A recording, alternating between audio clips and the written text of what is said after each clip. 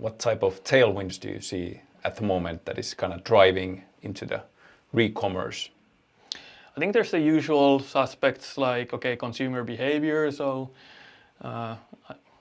most researchers list that, for example, Gen Z wants to buy more sustainable products and kind of repair capable products and all of that. So there's this consumer preferences. Also, there are things like regulational pressure. So in European Union, like digital product passport, right to repair. There's this kind of pressure going on as a kind of a tailwind, depending a bit how tailwind for maybe re-commerce providers like us. Maybe someone in the more mainstream linear side of things might see it as a headwind. But then I think there's this I like to also think about just like brutal financial things that, to me, in the current economy and the global kind of economy, it seems that manufacturing costs are going up in many cases. Manufacturing might be moving closer to the end market in some categories. Usually this means also that the manufacturing is moving to a more expensive labor market.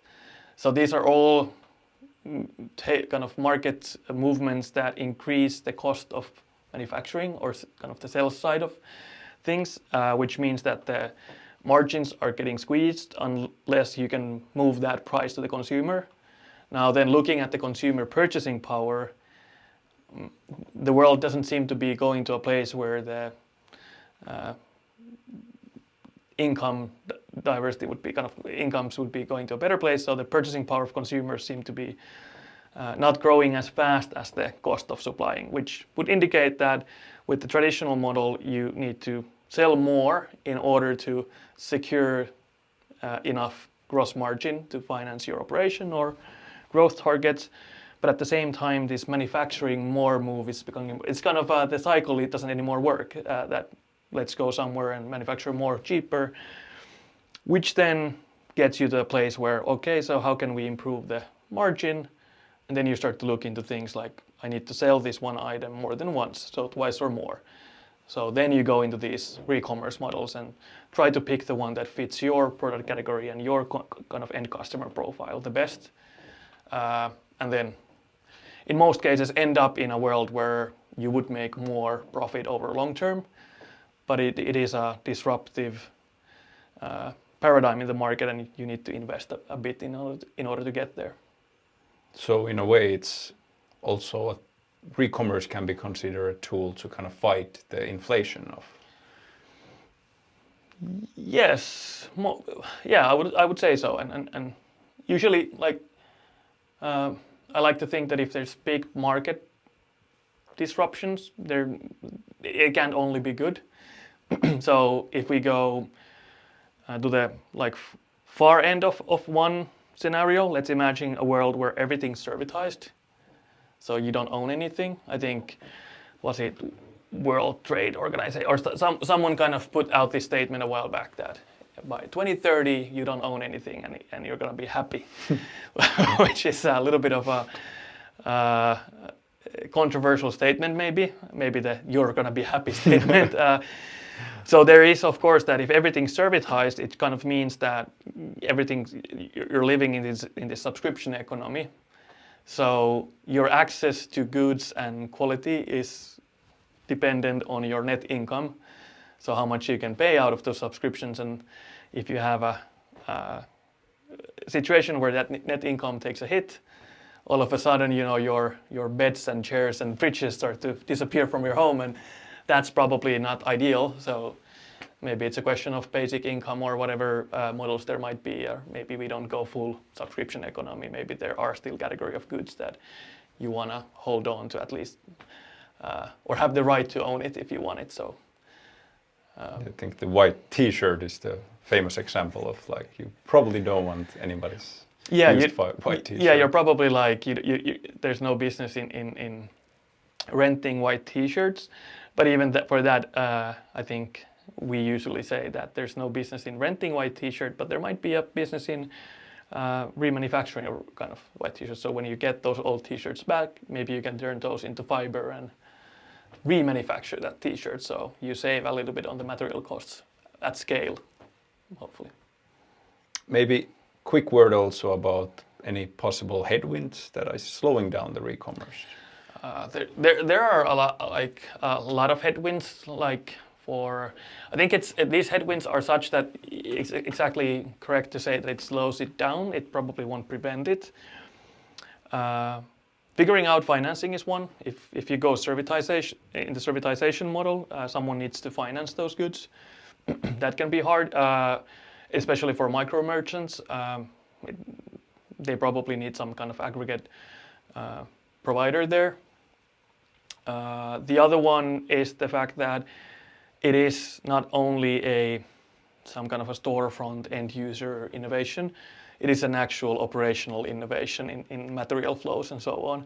So, that has to do with both operation and software infrastructure that needs to be built. So, for that item to be able to come back and go to an inventory from which it can be sold, there are things like reverse logistics or this kind of refurbishment inspection at minimum that needs to be done, and that is either a human process or then a specialized machine that needs to be invested into. And also the whole commerce software layer, which is kind of our focus area as a company, needs to be rebuilt or extended. So as a maybe simplified example, if all of the world's point of sales is missing the buttons to press when a customer comes back to, I don't know, H&M and gives you those old white t-shirts, if the employees at the store do not have a button to press that, okay, I just received 20 white t-shirts, that would trigger a bunch of stuff in ERPs and the supply chain, it can't really scale. So we had 20 years or whatever in e-commerce innovation or more, 30 companies like Shopify, Amazon, and everyone building commerce infrastructure. And it's a similar effort that we need to do for circularity, and maybe we can just do it in 10 rather than 20. But yeah, so I think those are the headwinds. There are some true headwinds, but it's probably non-debatable that it's going to happen over some period of time. So it's a market timing thing. Great for venture capital and all of the other market timing speculative things.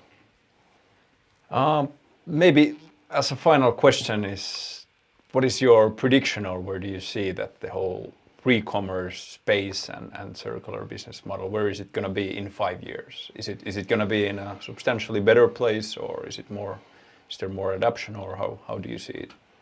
Well, at least the market is saying that ReCommerce is growing faster than commerce or e-commerce in general. That would mean that it is in a lot bigger place. I kind of feel that there are certain product categories that will probably be more mature in this change. So maybe the white t-shirts aren't the first ones. I don't know. Anytime you put a prediction, it's the best way of making sure that doesn't happen. But there are, of course, like phones where this is already a mature market. You have companies like Swappy and others making a good business out of it. So yeah, I think that kind of probably the resales and refurb market is the fastest growing one for various categories. Servitization side of things like rentals are then more geared probably to sporting goods or power tool, like do-it-yourself markets and cars, and I think those will kind of popularize there.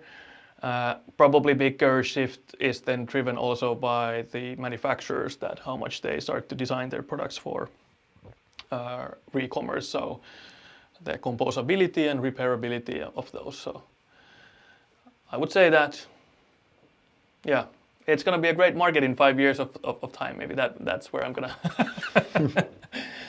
that's as close of a prediction that I feel comfortable making.